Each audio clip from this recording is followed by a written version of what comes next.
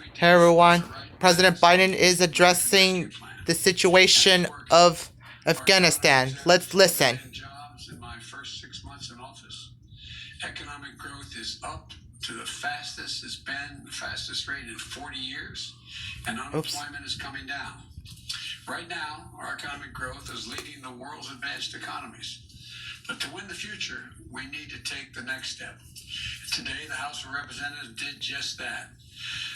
Today's vote in the House allowed them to consider my Build Back Better agenda, a broad framework to make housing more affordable, bring down the cost of prescription drugs by giving Medicare the power to negotiate lower prices for drugs, make elder care more affordable, provide 2 years of free universal high-quality pre-K, and 2 years of free community college, provide clean energy tax credits, continue to give the middle-class families the well-deserved tax cut for daycare and health care that they deserve, allowing a lot of women to get back to work primarily, and provide significant monthly tax cuts for working families with children through the child care tax credit.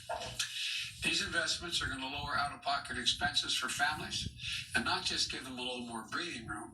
In addition, we're going to make long overdue, much-needed investments in basic, hard infrastructure of this nation. This is an area where we have broad bipartisan agreement to invest in our antiquated roads, highways, bridges, transit, drinking water systems, broadband, clean energy, environmental cleanup, and making infrastructure more resilient to the climate crisis, and so much more. And this is all paid for.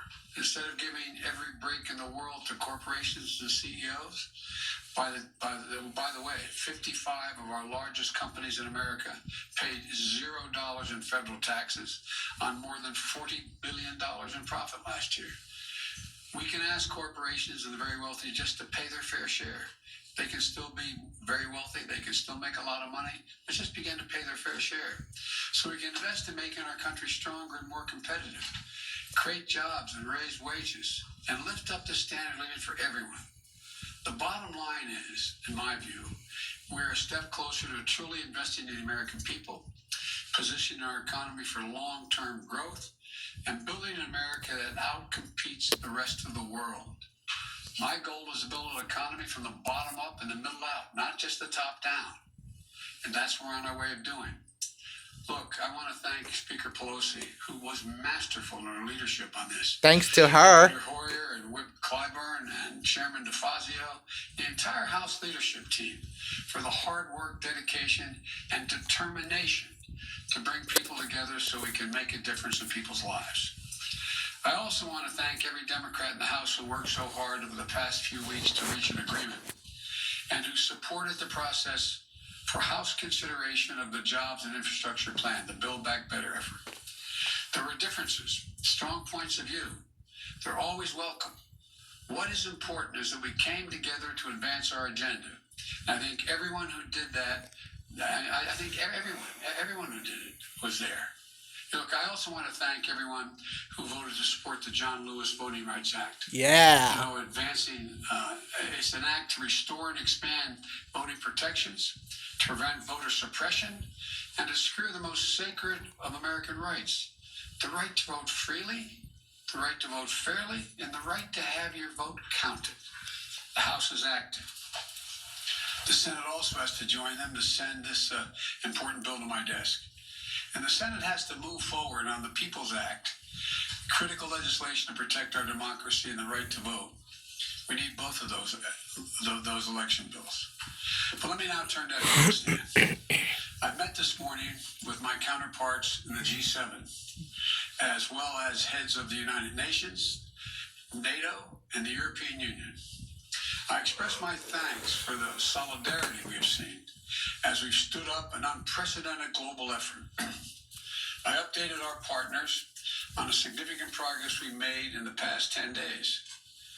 As of this afternoon, we've helped evacuate 70,700 people just since August the 14th, 75,900 people. That was my birthday. Just in the past 12 hours, another 19 U.S. military flights, 18 C-17s and one C-130 carrying approximately 6,400 evacuees and 31 coalition flights carrying 5,600 people have left Kabul just in the last 12 hours. A total of 50 more flights, 12,000 more people since I updated you this morning. These numbers are a testament to the efforts of our brave servicewomen and men, to our diplomats on the ground in Kabul, and to our allies still standing with us. And we had a productive discussion. There was strong agreement among the leaders about the evacuation mission underway, as well as the need to coordinate our approach to Afghanistan as we move forward. First, on evacuation, we agreed that we will continue to our close cooperation to get people out as efficiently and safely as possible. We are currently on a pace to finish by August the 31st. The sooner we can finish, the better. Each day of operations brings added risk to our troops. But the completion by August 31st depends upon the Taliban continuing to cooperate and allow access to the airport for those who were transporting out and no disruptions to our operations. In addition, I've asked the Pentagon and the State Department for contingency plans to adjust the timetable should that become necessary. I'm determined to ensure that we complete our mission, this mission. I'm also mindful of the increasing risks that I've been briefed on, and the need to factor those risks in. They're real and significant challenges that we also have to take into consideration. The longer we stay, starting with the acute and growing risk of an attack by a terrorist group known as ISIS-K, an ISIS affiliate in Afghanistan, which is a sworn enemy of the Taliban as well.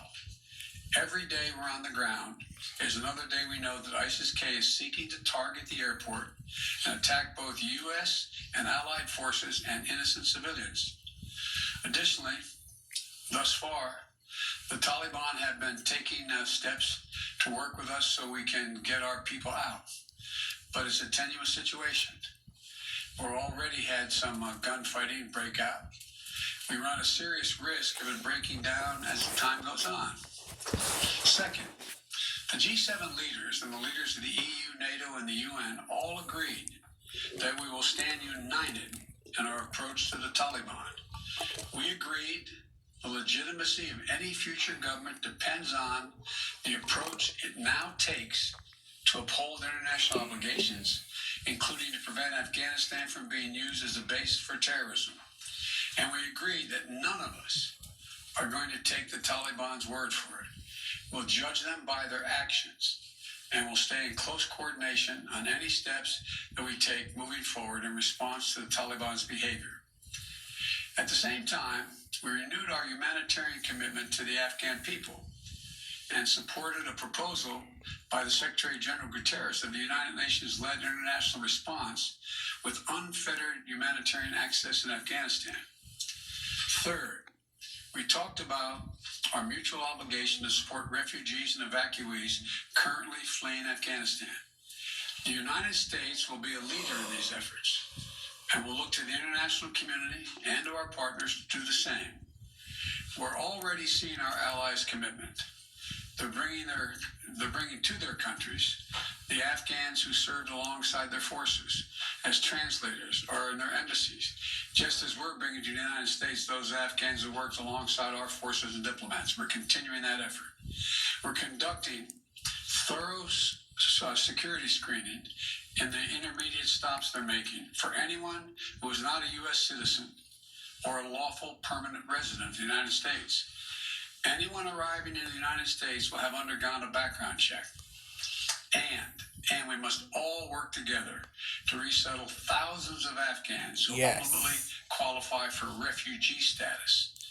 The United States will do our part, and we are already working closely with refugee organizations to rebuild a system that was purposefully destroyed by my predecessor. Yes. Finally, we agreed to stay vigilant against terrorist threats that have metastasized around the world. We went to Afghanistan with our allies in 2001 for clear reasons. One, to get the people who attacked us on 9/11 and to get Osama bin Laden. Yeah. And to make sure that Afghanistan was not used again as a base from which to attack the United States or our allies. We achieved that objective. We delivered justice to bin Laden more than a decade ago. Bin Laden But the current deserves environment it. looks very different than it did in 2001. And we have to meet the challenges we face today. We run effective counterterrorism operations around the world, where we know terrorism is more of a threat than it is today in Afghanistan, without any permanent military presence on the ground. And we can and will do the same thing in Afghanistan with our over-the-horizon counterterrorism capability. Cooperation with our closest partners on our enduring counterterrorism mission will continue to be an essential piece of our strategy.